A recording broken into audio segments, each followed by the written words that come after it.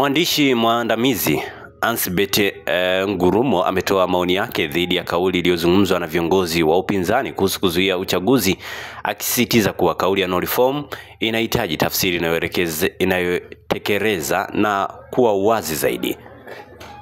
Kupitia chapisho lake kwenye ukurasa wa mtandao wa kijamii wa X, zamani kama Twitter, Ngurumo ameeleza kuwa kauli hiyo inaweza kuwa na tafsiri nyingi, ikiwa ni pamoja na kususia uchaguzi, kutotambua uchaguzi au kutaka kuingia katika majadiliano ya mabadiliko ya utawala.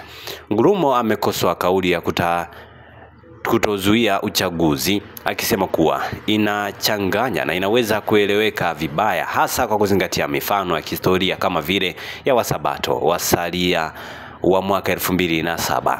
Ameisisitiza kwamba kauli hii inatoa picha ya viongozi kutokuwa na utulivu wa akili na badala yake kuwapasa kutoa kauli inayotekelezeka na yenye maana inayoeleweka kwa wote. Ameeleza kuwa Oktoba si mbali, hivyo ni muhimu kujiandaa vyema na kutoa kauli zinazoweza kufanywa.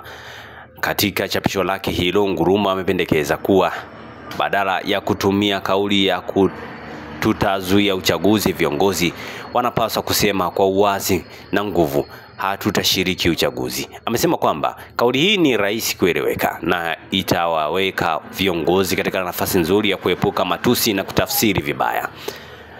Vile ameandika kuwa hata kama wataweza kulaumiwa, angalau hiyo ni kauli inayoweza kutekelezwa na kufuatiliwa. Ngurumo amesisitiza kuwa ni muhimu kuwa na mtazamo wa kivitendo na kuzingatia utekelezaji wa mikakati inayoweza kuleta mabadiliko. Aidha, amemshutumu mwenyekiti wa Chama cha Demokrasia na Maendeleo Chadema Tundu Antipas Lissu na wafuasi wake kwa kutumia mbinu zinazovuruga taswira ya utulivu na akili za viongozi, na akaomba kuwa viongozi wa upinzani wafanye mabadiliko ya kimkakati na kutoa maamuzi yanayotekelezeka katika kipindi hiki cha uchaguzi.